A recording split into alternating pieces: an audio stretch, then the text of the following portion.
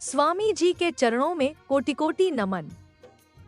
आइए स्वयं स्वामी रामदेव जी से सीखते हैं सूर्य नमस्कार करना, जो हमारे शरीर की ऊर्जा और शक्ति बनाए रखने और वात, पित्त और कफ को बैलेंस रखने में सहायक है। आइए सीखते हैं स्वयं स्वामी रामदेव जी महाराज से। योग में बहुत ज्यादा क्रियाएं हैं। अगर आप बहुत ज्यादा योग नहीं जानते तो सिर्फ सूर्य नमस्कार से ही अपने आप को पूर्ण स्वस्थ रख सकते हैं।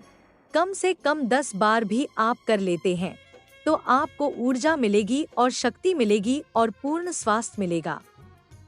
दिन भर टेंशन फ्री और एनर्जी से भरपूर रहेंगे। योग कीजिए, सात्विक शुद्ध शाकाहार भोजन लीजिए, आपका जीवन बहुत अच्छा हो जाएगा। शरीर को बहुत अच्छा बनाना है तो अच्छा आहार लीजिए और योग कीजिए। जैसे शरीर को आहार जरूरी है, उसे पचाने के लिए एक्सरसाइज भी जरूरी है। एक सप्ताह में शरीर अच्छा बनना शुरू हो जाएगा, 1 महीने में तो काफी अच्छा हो जाएगा, और 3 महीने में तो एक मांसपेशी आपकी उभरने लगेंगी।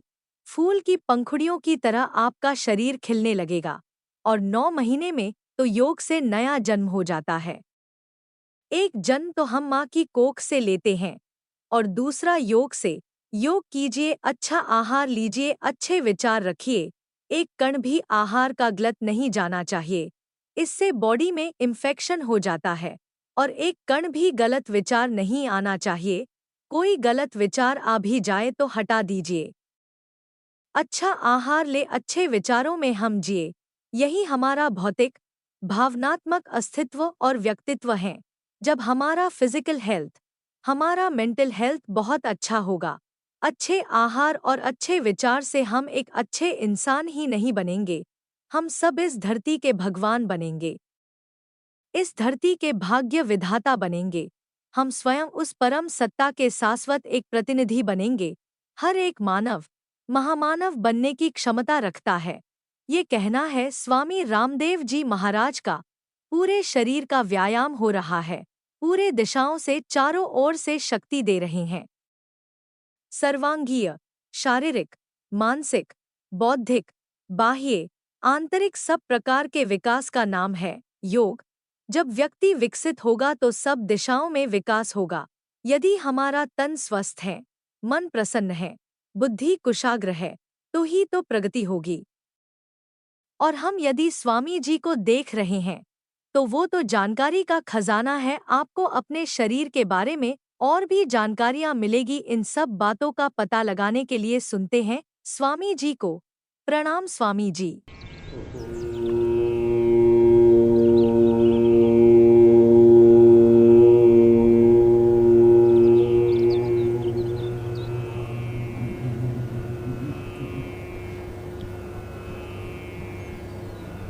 आज हम आपको सूर्य नमस्कार का पूरा प्रशिक्षण देंगे।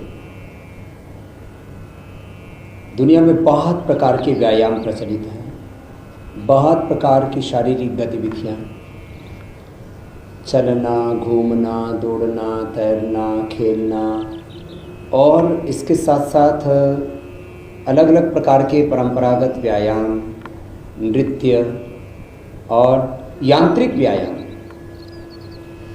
माने मशीनों के साथ में व्यायाम करने की भी बहुत सारी तकनीकियां विकसित की गई। और निष्कर्ष के रूप में तमाम वैज्ञानिक तथ्यों और प्रमाणों के साथ मैं आपसे कह सकता हूं कि व्यायाम के वो तरीके जो बहुत ही वैज्ञानिक है, साथ ही बहुत ही प्राचीन है, उनका नाम है सूर्य नमस्कार। इसमें 12 अभ्यास होंगे और 12 अभ्यासों में ऊपर से नीचे तक पूरे शरीर का संतुलित व्यायाम होगा। बॉडी, माइंड एंड सोल के लिए सूर्य नमस्कार एक बहुत अच्छा व्यायाम है। ये बहुत अच्छे आसन हैं, ये बहुत अच्छा योग है। कुछ लोग इसमें भी मतभेद रखते हैं कि एक्सरसाइज अच्छी, कि आसन अच्छे, कि योग अच्छा, और योग को भी टुकड़ों टुकड़ों में देखते। योग मात्र आसन नहीं, योग केवल मात्र प्राणायाम नहीं, योग केवल मात्र ध्यान नहीं, केवल समाधि लगाना योग नहीं, और केवल समृद्धि पाना भी योग नहीं। हम समाधि भी लगाएं और समृद्धि भी पाएं। सुबह से शाम तक जीवन के हर क्षेत्र में एकाग्रता और प्रसन्नता के साथ संतुलित गति के साथ आगे बढ़ते जाएं और प्रगति के शिखर पर पहुंच जाएं। बाह्य दृष्टि से प्रगति के शिखर को अभ्युदय और आंतरिक दृष्टि से प्रगति के शिखर को निश्रेयस कहा जाता है। ये बाहर की समृद्धि, प्रॉस्पेरिटी, ग्रोथ, डेवलपमेंट, और आंतरिक रूप से सहज समाधि, संप्रज्ञात समाधि, असंप्रज्ञात समाधि, सविचार समाधि, निर्विचार समाधि, सबीज समाधि, निर्बीज समाधि। ये तो समाधि के ही विभिन्न प्रकार हैं। जैसे समृद्धि के विभिन्न प्रकार हम बाहर के जगत में देखते हैं, वैसे आंतरिक जगत में भी होता है। तो सूर्य नमस्कार बहुत अच्छा योगाभ्यास है, और इसके करने से शरीर स्वस्थ, सुंदर, सरोल, आकर्षक होगा। आखिर हर एक स्त्री हो या पुरुष हो, सबकी ये चाह कि उनका शरीर, उनके शरीर की प्रत्येक मांसपेशियाँ फूलों की तरह खिली हुई होनी चाहिए। उभरी हुई भुजाएं, उभरा हुआ सीना, सिकुड़ा हुआ पेट, कसी हुई कमर, सधी हुई जंघाएं और पिंडलियाँ, माने बटक्स, हिप्स, पूरा शरीर ऊपर से नीचे तक पूरी तरह से संतुलित होना चाहिए। स्वस्थ, सुंदर, सुडौल, आकर्षक होना चाहिए। हेल्थ, फिटनेस और फिगर्स के लिए सूर्य नमस्कार से बेहतर कुछ भी नहीं है। और आप देखिए, इसमें एक एक अभ्यास को मैं बहुत गहराई से बताना चाहता हूँ। प्रणाम की अवस्था में दोनों हाथ होते हैं, कोई मंत्र आदि बोलने की आवश्यकता नहीं, श्वासों के नियंत्रण के साथ कीजिए। ये कोई मजहबी प्रक्रिया नहीं है, किसी भी तरह का कोई पूजा पाठ नहीं है। लंबा गहरा श्वास भरते हैं, पीछे जाएंगे, श्वास बाहर छोड़ेंगे, आगे जाएंगे। शरीर की गति सामान्य होगी, श्वास की गति सामान्य होगी। अब शरीर की गति सामान्य है तो श्वास की गति सामान्य। अब हाथ ऊपर जाने का, ऊपर ले जाने का ये तरीका होता है।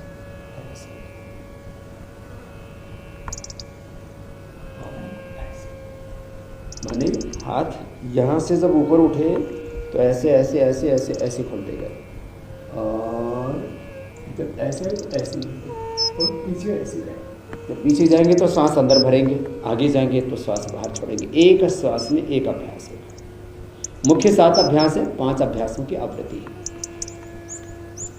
पहले दाहिने पैर से, फिर बाएं पैर से होगा। जब हम पैरों को पीछे की ओर लेकर के जाएंगे तो दोनों पैरों का समावेश होगा इसमें।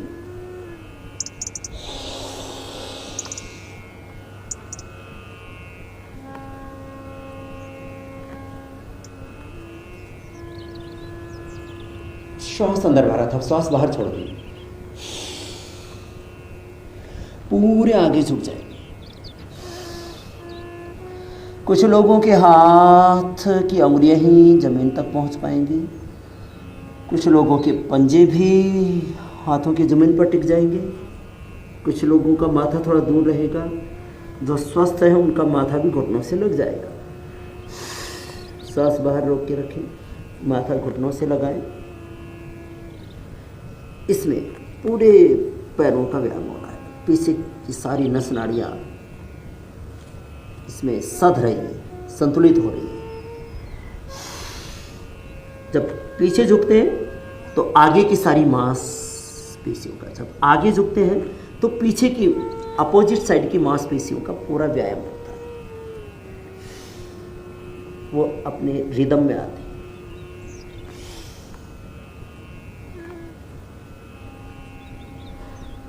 अब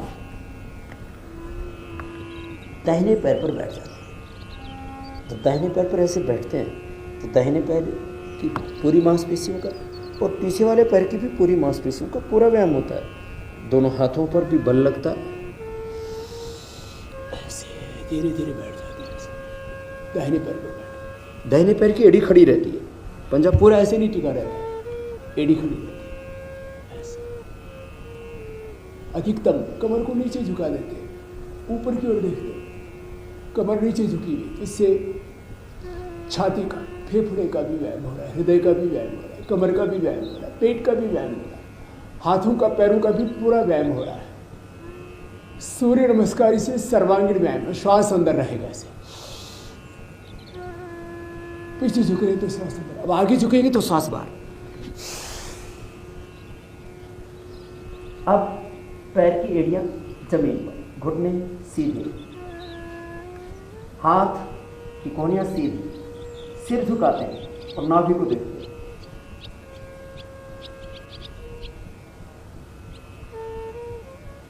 श्वास की गति सामान्य। अब श्वास अंदर, भुजाओं का पूरा व्यायाम होगा, घुटने एकदम सीधे होंगे, पैरों के मांसपेशियों का भी पूरा व्यायाम होगा। थोड़ी देर इस स्थिति में रुकते हैं ऐसे।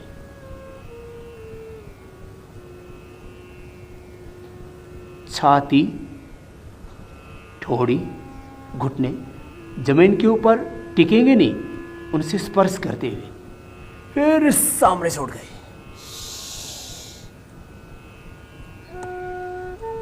थोड़ी देर इस स्थिति में रुकेंगे, श्वास अंदर है,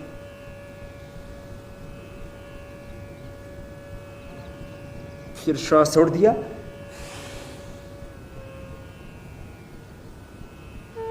फिर बाएं पैर आ, दाहिना पैर पीछे बिल्कुल सीधा और बाएं पैर पर ऐसे बैठ जाते हैं। बाएं पैर की एड़ी थोड़ी ऊपर उठी,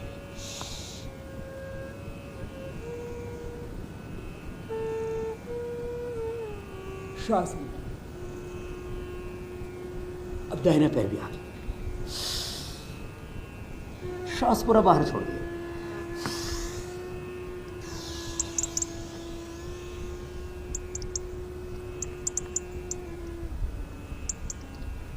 श्वास अंदर था, श्वास बाहर।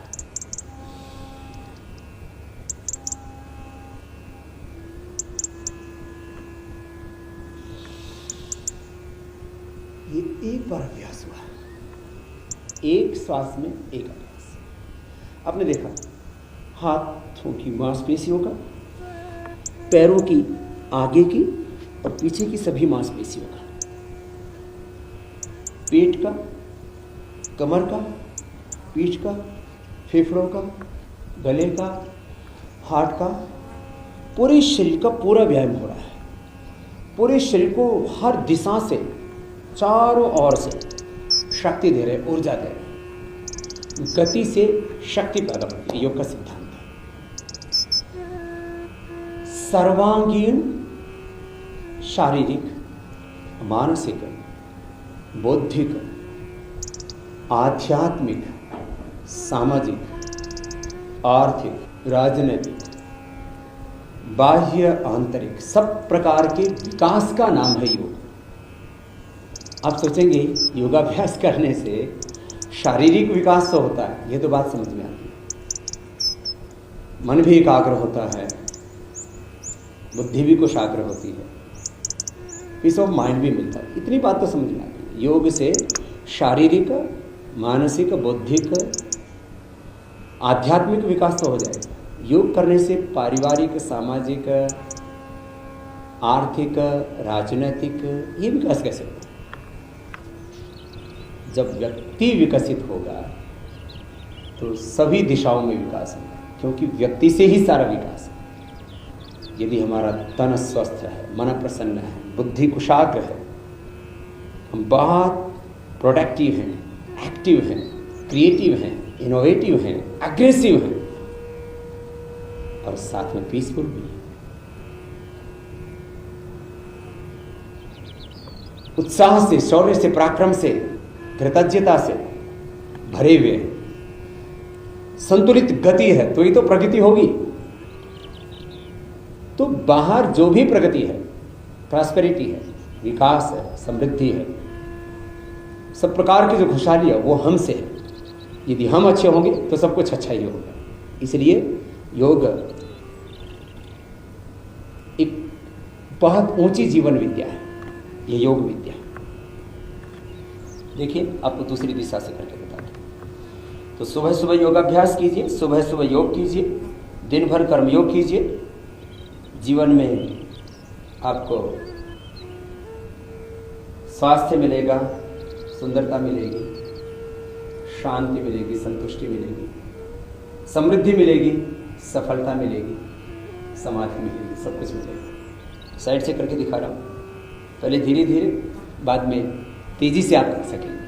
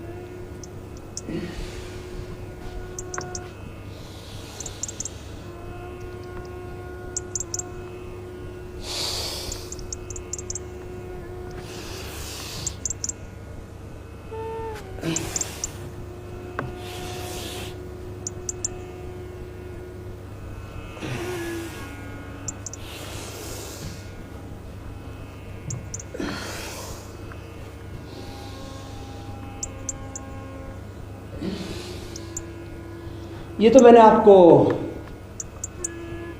मध्यम गति से और धीमी गति से करके दिखाया। ऐसे ही आप इसको तीव्र गति से कर सकते हैं।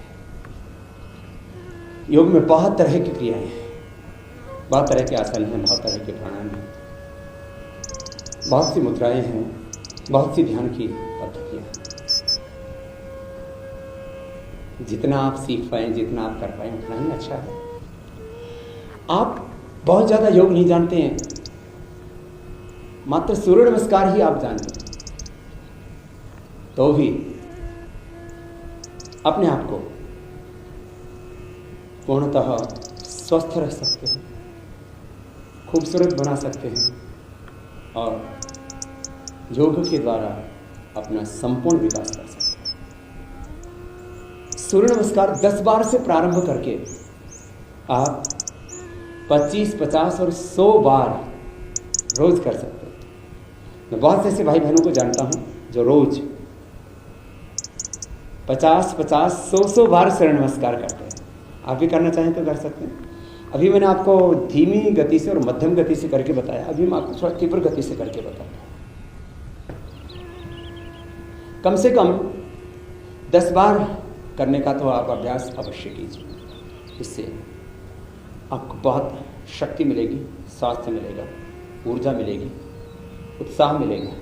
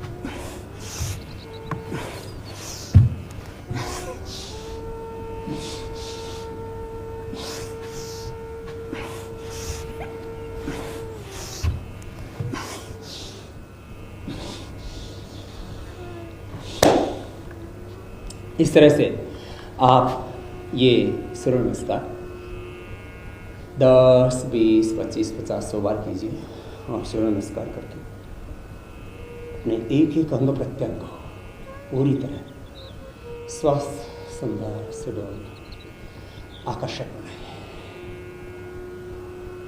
आपका पूरा शरीर फूल की पंखुड़ियों की तरह खिला हुआ होना चाहिए। मैं कभी जिम नहीं जाता हूँ। मैं योगाभ्यास के अलावा और कोई दूसरी फिजिकल एक्टिविटी भी विशेष नहीं करता हूँ। हाँ, सुबह सुबह थोड़ा दौड़ लेता हूँ, 2, 3, 5 किलोमीटर, जितना जहाँ स्पेस मिल पाता है।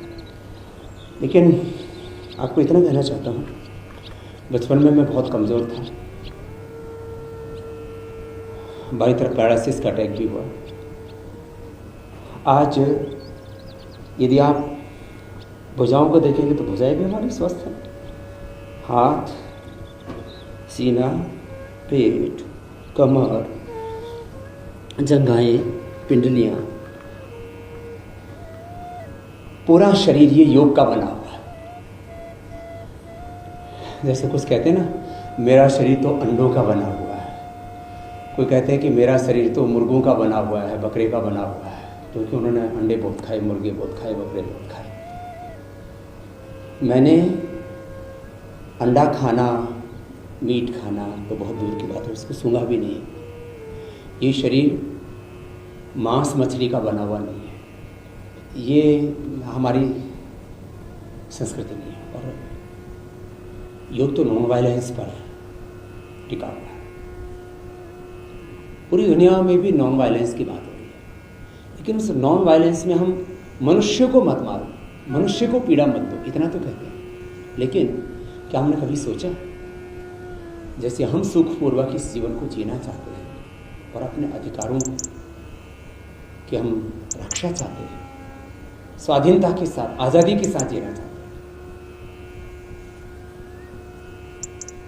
गाय में, भैंस में, मुर्गा में, बकरा में, सुअर में, जिन जीवों को इंसान खाता है वो भी तो सुखपूर्वक जीना चाहते हैं, वो भी तो चलते फिरते जीव जंतु हैं, उनको भी तो कष्ट होगा। दया कीजिए।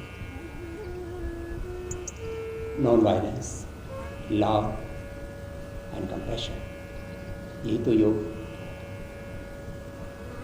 के मूल सिद्धांत है। मैं स्वयं भी जीऊँ और सब भी सुखपूर्वक जीऊँ। सब मेरे अपने ही, मनुष्य और मनुष्य का ये सारा अस्तित्व मेरा अपना ही, मेरे भगवान का। इसी को कहते हैं विश्व बंधुत्व, ब्रदरहुड, कोएग्जिस्टेंस। मैं भी जीऊँ, औरों को भी मैं जीने दूँ।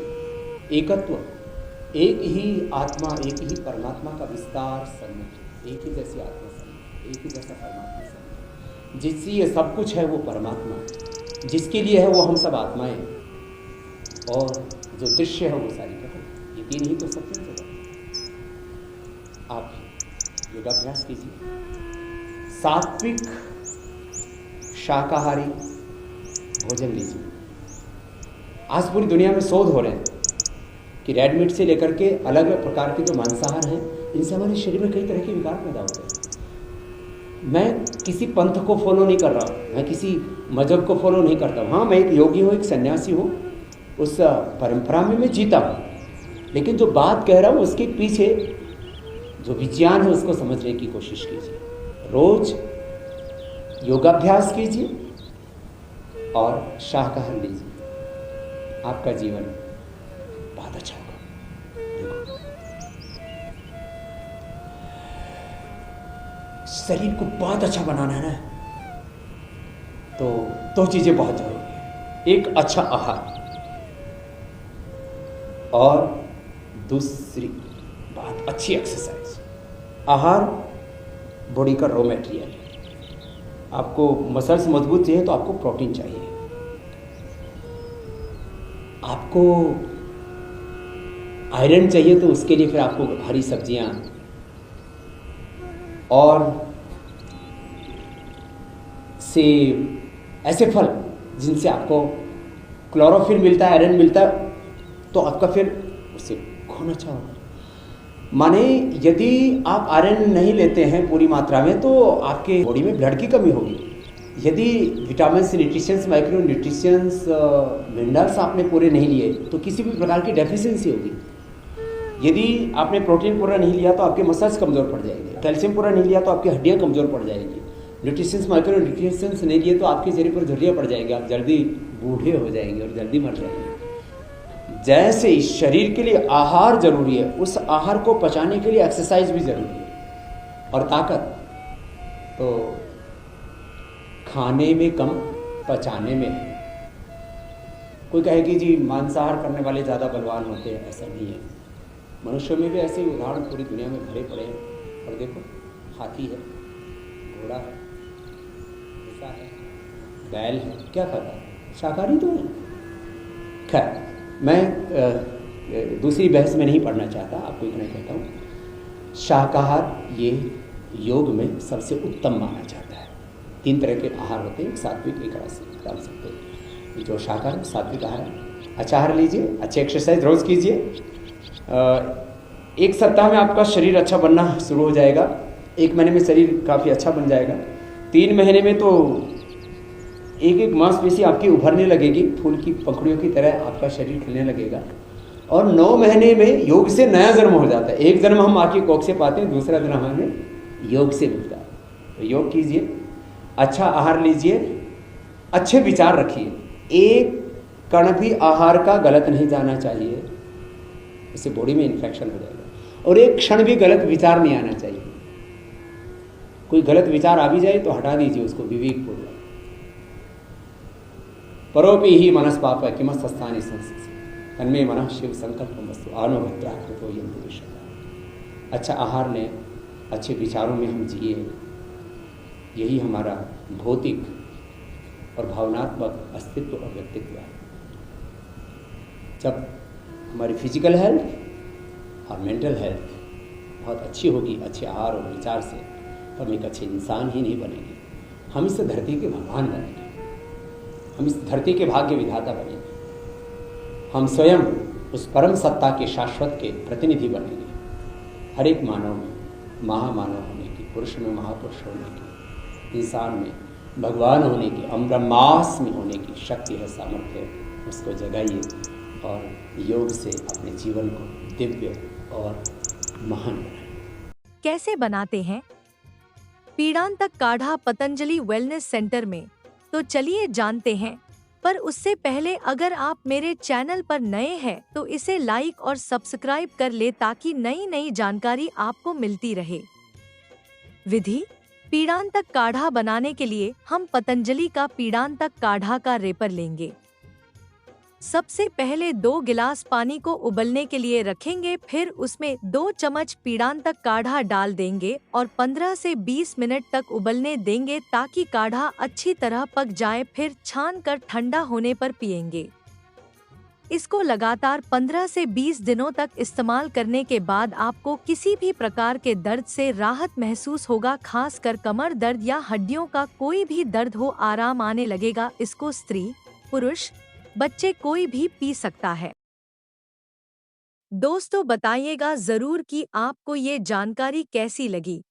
ऐसे ही वीडियो देखने के लिए आप मेरे चैनल को लाइक कीजिए, सब्सक्राइब कीजिए। धन्यवाद।